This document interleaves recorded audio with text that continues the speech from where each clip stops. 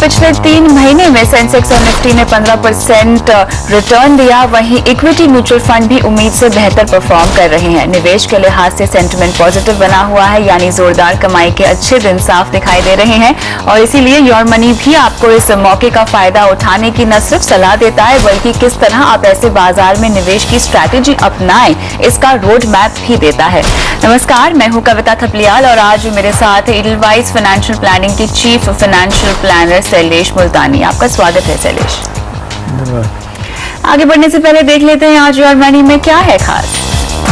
नई सरकार का कई सेक्टर पर बढ़ा फोकस, क्या सेक्टर म्यूचुअल फंड में पैसे लगाने का है ये सही समय, जानेंगे एक्सपर्ट की राय। एक साथ 50,000 रुपए लगाने हैं, बताएंगे कौन से फंड में करें निवेश। साथ ही बताएंगे म्यूचुअल फंड में पैसे लगाने के लिए ग्रोथ या डिविडेंड कौन सा ऑप्शन है बेस्ट। नई सरकार से कई उम्मीदें लगी हुई है, इकॉनमी में कई तरह के बदलाव भी हो रहे हैं। ऐसे में कहीं ना कहीं सरकार के फैसलों का आपके निवेश पर भी असर पड़ता है। जाहिर है मोदी सरकार का फोकस पावर इंफ्रा चुनिंदा सेक्टरों पर ज्यादा दिखाई दे रहा है, तो क्या ऐसे में सेक्टर फंड में पैसे लगाने का सही समय है? क्या ये फंड आगे आने वाले समय में दे सकते हैं बेहतरीन रिटर्न? करते हैं इस पर चर्चा शैलेश के साथ। शैलेश जी, जैसे कि हम देख रहे हैं कि कई सेक्टर्स में कई योजनाएं बन रही हैं, लगातार रोज कुछ ना कुछ खबरें आ रही है। ऐसे में अगर हम अपने पोर्टफोलियो में सेक्टोरियल फंड शामिल करना चाहते हैं तो क्या ये सही रणनीति होगी, अगर लंबी अवधि का हमारा नजरिया है तो? देखिए, अगर हाल ही में अगर सेक्टर फंड्स की अगर हम परफॉर्मेंस की बात करें तो इन फंड्स में काफ़ी अच्छा रिटर्न्स भी दिया है। लेकिन अगर हम इसके लॉन्ग टर्म रिटर्न्स देखें तो इनका जो रिटर्न्स जो है वो डाइवर्सिफाइड इक्विटी फंड के साथ मिलता जुलता है। ये फंड्स बिल्कुल अट्रैक्टिव होते हैं, लेकिन अगर मैं इसकी बात करूं, इसमें सबसे ज़्यादा रिस्क भी बहुत ज़्यादा है, क्योंकि ये जो फंड है वो एक ही सेक्टर पर कॉन्सेंट्रेटेड होता है। इसलिए होता ये है कि अगर ये सेक्टर चलता है तो फंड्स के रिटर्न्स भी अच्छे होते हैं, अगर सेक्टर नहीं चलता है तो फंड्स के रिटर्न काफ़ी ख़राब भी हो सकते हैं। पिछले कुछ वर्षों में हमने देखा है कि एफएमसीजी फंड है या कोई जैसे आईटी क्षेत्र की जो कंपनियां हैं उन्होंने अच्छे रिटर्न्स दिए, और ये आईटी फंड्स या जो एफएमसीजी फंड्स हैं इन्होंने अच्छे खासे रिटर्न्स दिए हैं। लेकिन अगर हम इनके पोर्टफोलियो की तरफ ध्यान दें तो इनके जो पोर्टफोलियोज हैं वो काफ़ी कॉन्सेंट्रेटेड होते हैं।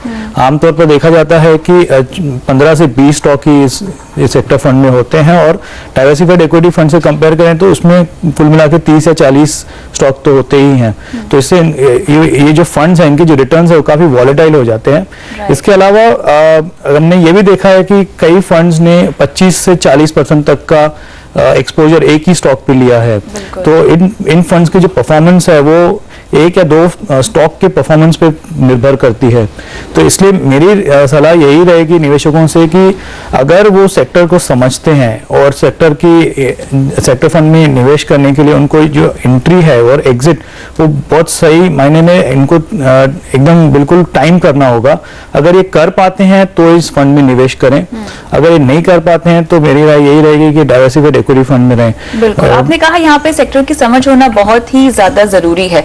ऐसे में किस तरह की समझ होना जरूरी है, किस तरह का रिसर्च वर्क आपको करना पड़ेगा अगर आप चाहते हैं कि एक सेक्टोरियल फंड आपके पोर्टफोलियो में शामिल हो तो?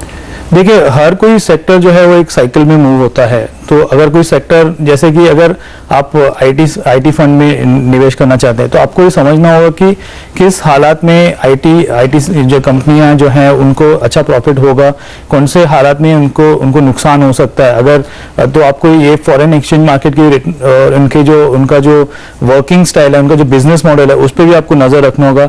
सिमिलरली अगर आप एफएमसीजी कंपनी में निवेश करते हैं, जैसे कि अभी हम बात कर रहे हैं ड्राउट होने की संभावना है, तो इससे ये हो सकता है कि जो रूरल कंजम्पशन है या रूरल इनकम है वो गिर सकती है, और उसके चलते एफएमसीजी जो कंपनियां है उसमें वॉल्यूम जो है वो ड्रॉप हो सकता है, उनकी सेल्स में इम्पैक्ट हो सकता है।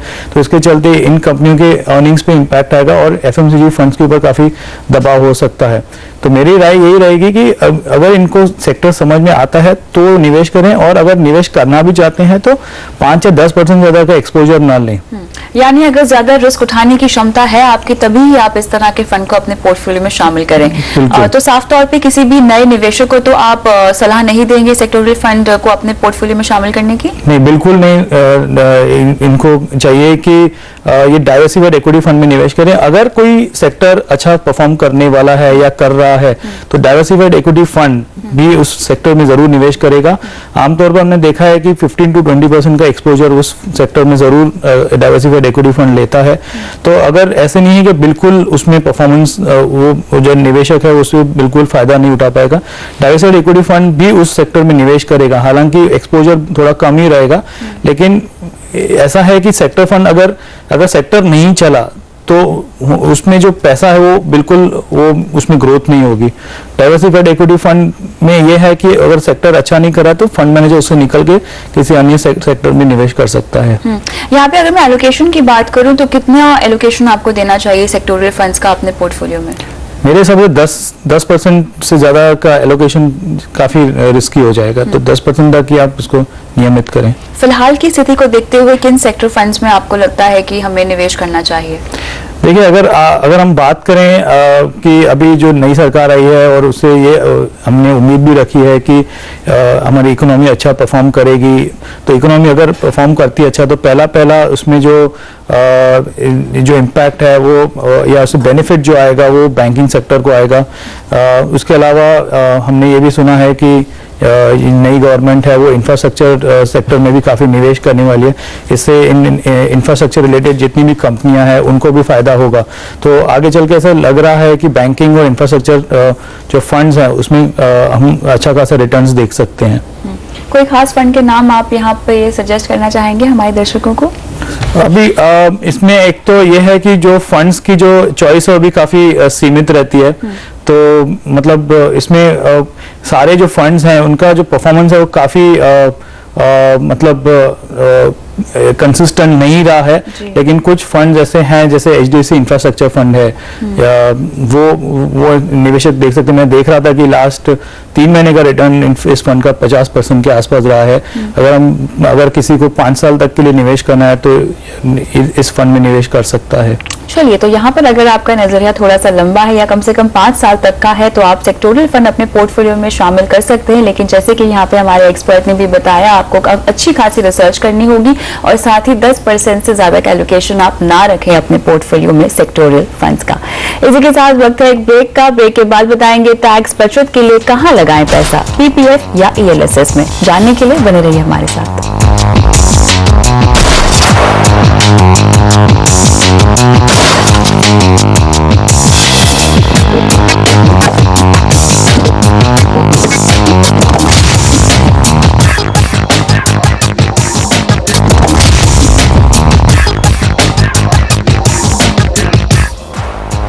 वेलकम बैक यार मनी में अब शुरुआत करते हैं सवाल जवाब के सिलसिले के साथ और मेरे साथ बने हुए हैं शैलेश मुल्तानी। लेते हैं अगला सवाल। यहाँ बड़ौदा से नीलेश है हमारे साथ फोन लाइन पे। गुड इवनिंग नीलेश, सवाल पूछिए। Good evening. मेरा सवाल ये है कि मैं कंफ्यूज हूँ कि किस में और कैसे पैसा इन्वेस्ट किया जा सकता है। ठीक है। तो I don't have clear idea. So how do I invest it and where do I invest it?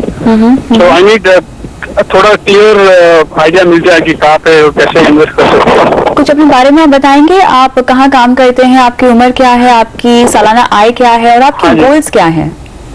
मेरा ये MNC कंपनी में जॉब करता हूँ एंड मेरा गोल ये है कि मैं अभी फिलहाल 1 ईयर में 50,000 इन्वेस्ट करता हूँ। तो विथिन 4 ईयर या कैसे इन्वेस्ट करना चाहिए वो मेरा क्वेश्चन है। तो आपको एक साथ 50,000 रुपए निवेश करने हैं बेसिकली। राइट। ठीक है। आप 26 साल के हैं तो ये जो पैसे आपने इकट्ठा किए हैं ये तो कोई गोल नहीं हो सकता। गोल ये है कि आपको 3-4 साल के बाद क्या घर खरीदना है, क्या गाड़ी खरीदनी है, रिटायरमेंट प्लानिंग करनी है। क्या आप शादीशुदा हैं नीलेश? जी मैरिड हूँ। ठीक है। तो आपके बच्चे हैं अगर तो फिर उनकी पढ़ाई और उनकी शादी का खर्च? नहीं नहीं, ऐसा कुछ नहीं है, मेरा अभी जस्ट शादी हुई है। तो मैं क्या सोचता हूँ कि एक इन्वेस्टमेंट प्लान जितने 5 इयर्स में कैसे उसको मैं डबल कर सकता हूँ। निलेश, देखो, फाइनेंशियल प्लानिंग का सबसे पहला रूल ये होता है कि आप अपनी गोल्स को अलाइन कर लीजिए, यानी आपको कितने साल में कितने पैसों की जरूरत होगी ये आपको क्लियरली पता होना चाहिए। उसके बाद ही एक निवेश रणनीति हम आपको बता सकते हैं। जहां तक आपको 50,000 रुपए की बात है, हम शैलेश से पूछते हैं कि वो आप कहाँ इन्वेस्ट कर सकते हैं। शैलेश फ्रेश इन्वेस्टर लगते हैं, ये 26 साल के हैं। बहुत अच्छी बात है, इन्होंने सोचा कि एक निवेश रणनीति इनको बना लेनी चाहिए अपने लिए, तो हम कैसे इनकी मदद कर सकते हैं? नीलेश जी नमस्ते। आपने ये नहीं बताया कि आपको कितने समय के लिए निवेश करना है, तो उसका आइडिया ही नहीं है उनको फिलहाल। अच्छा, अगर हम 5 साल का लेके चलें। हाँ, अगर आप 5 साल के लिए निवेश करना चाहते हैं तो मेरे हिसाब से आपकी अगर हम एज भी देखें तो 26 साल के हैं, तो इनको चाहिए कि ये इक्विटी फंड्स में निवेश करें। इक्विटी में इनका अधिक से अधिक एक्सपोजर होना चाहिए, और अगर इक्विटी में इनको निवेश करना है तो इक्विटी डाइवर्सिफाइड इक्विटी फंड्स में निवेश करें, और ऐसे फंड्स में निवेश करें जिसका ट्रैक रिकॉर्ड बहुत अच्छा रहा है। आमतौर पर हमने देखा है कि निवेशक बाजार में जब निवेश करने के लिए उतरते हैं तो मार्केट को टाइम करने की कोशिश करते हैं, तो इसमें होता यह है कि काफी रिस्की स्ट्रैटेजी होती है, इसमें बहुत सारी अपॉर्चुनिटीज लॉस्ट भी हो जाती हैं, और इसलिए मेरी सलाह ये रहेगी अगर ये इक्विटी फंड्स में निवेश करना ही चाहते हैं तो इनको एक SIP या सिस्टमैटिक इन्वेस्टमेंट प्लान के जरिए निवेश करना चाहिए। यहाँ पर अगर मैं लमसम निवेश की बात करूं, जो ये 50,000 रुपए बात कर रहे हैं निवेश करने की, वो किस तरह के फंड में डालें और कौन से फंड होंगे वो? हाँ, इनको चाहिए कि अपनी ये जो राशि है उसको 4 भागों में डिवाइड कर लें, और 4 फंड्स के नाम मैं बता देता हूँ। एक तो है कि Franklin India prima plus fund, दूसरा है quantum long term equity fund, तीसरा HDFC इक्विटी फंड, और चौथा है बिरला फ्रंटलाइन इक्विटी फंड। तो इसमें 12,500 रुपए हर फंड में निवेश कर सकते हैं, और इनको चाहिए कि थोड़ा हर हफ्ते थोड़ा निवेश करें। पूरे जो रकम है एक ही दिन में जाके ये निवेश ना करें, हर हफ्ते चाहिए या हर 2 हफ्ते इनको चाहिए ये एक फंड में निवेश कर सकते हैं। तो इससे होगा ये कि इनका थोड़ा पोर्टफोलियो भी डाइवर्सिफाइड हो जाएगा, और ये मार्केट में जो वॉलेटिलिटी होती है उसका भी फायदा उठा सकते हैं।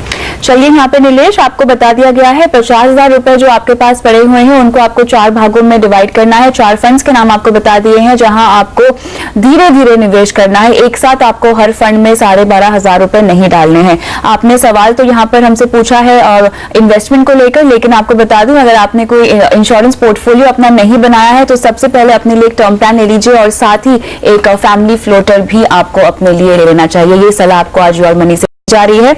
फिलहाल आगे बढ़ते हैं, और हमारे साथ फोन लाइन पे है सुहेल। नमस्कार सुहेल, सवाल पूछिए। जी, एक्चुअली मुझे जानना था कि टैक्स रिलेटेड के रिगार्डिंग टैक्स सेविंग्स के रिगार्डिंग टैक्स सेविंग इन्वेस्टमेंट्स आप करना चाहते हैं। यहाँ पे मुझे ये बताइए कोई खास गोल से जुड़ा हुआ इन्वेस्टमेंट है आपका, या आप सिर्फ टैक्स बचाने के लिए निवेश करना चाहते हैं? फिलहाल गोल्स तो करंटली कुछ नहीं है, टैक्स सेविंग के रिगार्डिंग पूछना। सुहेल, आपकी सालाना आय क्या है? जी, मंथली 32 तक अराउंड आ जाती है। आपने कोई इन्वेस्टमेंट पोर्टफोलियो बनाया है अपना? भी करंटली कुछ नहीं है। आपने कोई इंश्योरेंस पॉलिसीज ली हुई हैं? जीवन सरल है LIC का, उसके अपार्ट फ्रॉम डेट कुछ नहीं है। आपके परिवार में कौन कौन है? जी, फैमिली में डैड है और मॉम एंड ब्रदर सिस्टर्स हैं। आपको एम्प्लॉय की तरफ से मेडिक्लेम पॉलिसीज मिली हुई है, आप कवर्ड है? जी, कवर्ड है। ठीक है, चलिए यहाँ पे आपके पोर्टफोलियो को देखते हुए हम आपको बताते हैं क्या करना चाहिए। तो क्लियरली इन्हें टैक्स सेविंग इन्वेस्टमेंट करनी है, और अच्छा कि इन्होंने अपने लिए एक मेडिक्लेम प्लान भी लेने के बारे में ये सोच रहे हैं। हालांकि एम्प्लॉय की तरफ से ये कवर्ड तो है ही, लेकिन खुद भी इनके पास एक होना चाहिए। आप फोन लाइन पे है सुहेल अभी मेरे साथ, तो मैं जानना चाहूंगी टर्म प्लान लिया है क्या आपने अपने लिए?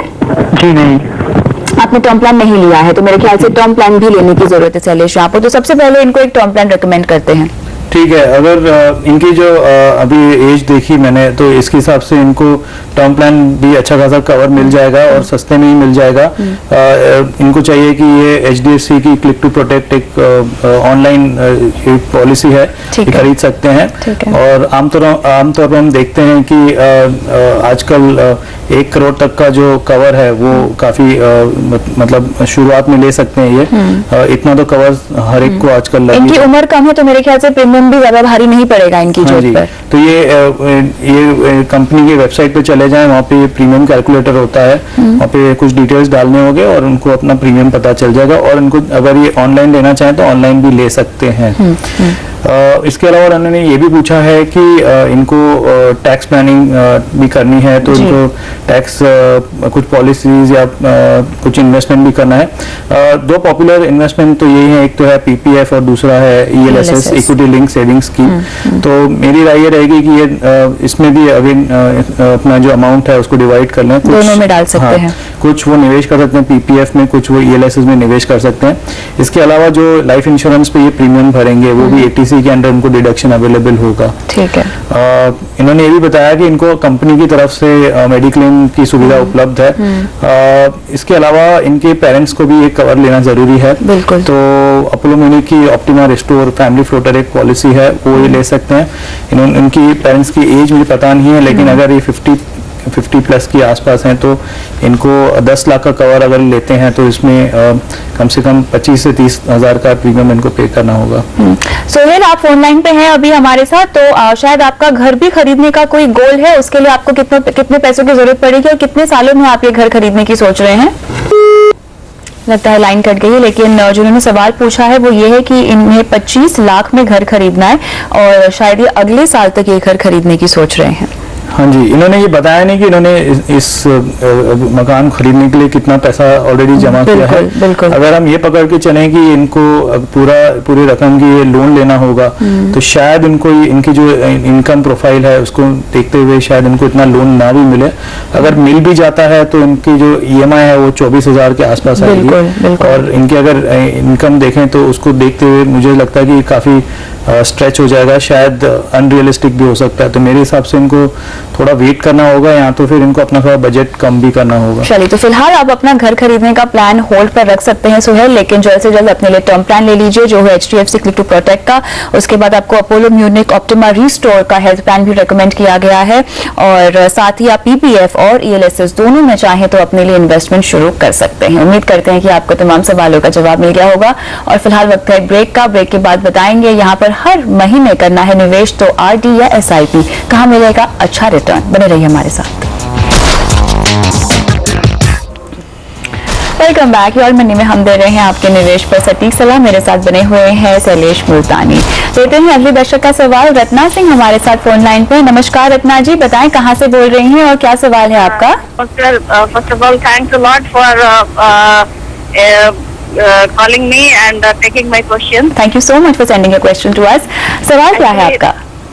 I have written so many mails, ji. but fortunately this time आपने सवाल को लिया है जी। मैम एक्चुअली मेरे कुछ म्यूचुअल फंड्स हैं जो काफी पुराने हैं। मैंने अपना पोर्टफोलियो वैसे भेजा था मेल पे, और इक्विटी भी काफी पुरानी है, तो और कुछ नई इन्वेस्टमेंट करना चाहते हैं, तो उसके लिए आपसे एडवाइस लेना था। पुरानी जो मेरी म्यूचुअल फंड्स हैं उनके वो है DSP black rock, prudential, IDFC mutual fund, that is classic equity and imperial equity, दोनों में है, और SBI मैग्नम टैक्स स्कीम। कुल मिला के इन फंड्स में आप कितनी की SIP कर रही हैं? जी, कुल मिला के इन म्यूचुअल फंड्स में आप कितने की SIP कर रही हैं? नहीं, ये हो चुका, ये पुराना है। अच्छा, ठीक है। और तो मेरा लमसम में था। अच्छा, आपका लमसम था। और आपको कितनी की SIP करनी है? अभी फिलहाल लगभग 4 या 5 की, जो कि मुझे समझ नहीं आ रहा कि मैं SIP करूं या RD करूं। ठीक है रत्ना जी, कोई खास गोल है आपके जहन में जिसके लिए आप ऐसे इकट्ठा कर रही हैं? ऑब्वियसली एक लाइफ में एक गोल होता है कि एवरीबॉडी शुड बी इंडिपेंडेंट। बिल्कुल, एक लमसम हो हमारे पास। लेकिन वो कितना अमाउंट है जो आप चाहती हैं जिससे आपकी जिंदगी आपको लगता है कि बेहतरीन अंदाज में गुजरेगी? वैसे तो इन चीजों की कोई वो नहीं होती, लिमिटेशंस नहीं होती है। ठीक है, चलिए आपको बताते हैं कि बेहतरीन रिटर्न आपको किस निवेश से मिलेगा यहाँ पर। तो रत्ना जी, जैसे कि आपने सुना शैलेश जी कोई खास गोल नहीं है, अभी इन्होंने मेरे ख्याल से अमाउंट डिसाइड नहीं किया है, लेकिन अगर ये SIP करती हैं 4 या 5 हजार रुपए निवेश करना चाहती हैं हर महीने, RD करें या SIP करें? देखिए रत्ना जी नमस्ते। अगर आपको आरडी करना है तो मेरे हिसाब से आपका जो निवेश का जो इन्वेस्टमेंट हॉराइजन हम बोलते हैं वो अगर छोटा है तो फिर आप आरडी करिए, लेकिन अगर आप लंबी अवधि के लिए निवेश करना चाहती हैं तो फिर एसआईपी आप कर सकती हैं। इक्विटी फंड में आपने ऑलरेडी एक पोर्टफोलियो बनाए रखा है, तो उसमें है ICICI infrastructure fund, IDFC, imperial और क्लासिक इक्विटी फंड। तो मेरे ख्याल से इन तीनों फंड से आप निकल जाइए। इन तीनों फंड्स का इतना परफॉर्मेंस कोई खास नहीं रहा है। इसके बजाय आप जैसे मैंने बताया कि बिरला फ्रंटलाइन इक्विटी फंड है, quantum long term equity fund है या एचडीएफसी इक्विटी फंड है, ये तीन जो फंड्स हैं इसमें आप अपना निवेश कर सकती हैं। आपने बताया कि आपको 5,000 तक की एसआईपी स्टार्ट करनी है, तो 2,000, 2,000 और 1,000 करके आप एक पोर्टफोलियो बना सकती हैं। DSP small and mid cap fund जो है उसका परफॉर्मेंस काफी अच्छा रहा है, आप इस फंड में बने रहिए। और जो जैसे आपने कहा कि मुझे ऐसा समझ में आ रहा है कि आपका जो गोल है वो है बिल्डिंग अ वेल्थ पॉट या एक बिल्कुल वेल्थ क्रिएशन का ही गोल है इनका। गोल है इनका, तो बस आप थोड़े सिस्टमैटिक और डिसिप्लिन रहिए और मेरे हिसाब से आने वाले दिन काफी अच्छे हैं। तो एक सवाल इनका यहाँ पर है कि ये समझना चाहते हैं कि डिविडेंड री इन्वेस्टमेंट ऑप्शन का मतलब क्या होता है और क्या उसके लिए हमें ऑप्ट करना चाहिए या नहीं। देखिए डिविडेंड रीइन्वेस्टमेंट ऑप्शन ये है कि जब भी फंड कोई प्रॉफिट करता है और डिविडेंड डिक्लेयर करता है तो वो डिविडेंड बजाय आपको अगर मिलने के बजाय वो फंड में अगेन फिर से वो निवेश हो जाता है, तो उसको डिविडेंड रीइन्वेस्टमेंट बोलते हैं। पैसा आपके हाथ में आता नहीं है, वो सीधा फंड में वापस से इन्वेस्ट हो जाता है। मेरे हिसाब से आपको ग्रोथ ऑप्शन लेना चाहिए। डिविडेंड रीइन्वेस्टमेंट ऑप्शन का अभी कोई मायने नहीं है। पहले ही इसकी थोड़ी वैल्यू होती थी क्योंकि टैक्स रूल्स थोड़े डिफरेंट थे, अभी इसका कोई अहमियत नहीं है। तो मेरे हिसाब से ग्रोथ ऑप्शन में बने रहिए और आप जैसे मैंने कहा कि आप पेशेंस रखिए और डिसिप्लिन रखिए बिल्कुल, और सिस्टमैटिक तरीके से आप निवेश कीजिए। आप जरूर अपना जो लक्ष्य है जो आप अपना जरूर प्राप्त कर पाएंगे, जो आपका जो वेल्थ पॉट जो आप जल्द से जल्द अपना पोर्टफोलियो बना सकते हैं और एसआईपी शुरू कर सकते हैं। आरडी के बजाय आपको योर मनी से आज एसआईपी करने की सलाह दी जा रही है। उम्मीद करते हैं कि आपको अपने सवाल का जवाब मिल गया होगा रत्ना जी। इसी के साथ शुक्रिया शैलेश आज शो पर आने के लिए, और योर मनी में आज के लिए इतना ही, लेकिन आप बने रहिए हमारे साथ। नमस्कार।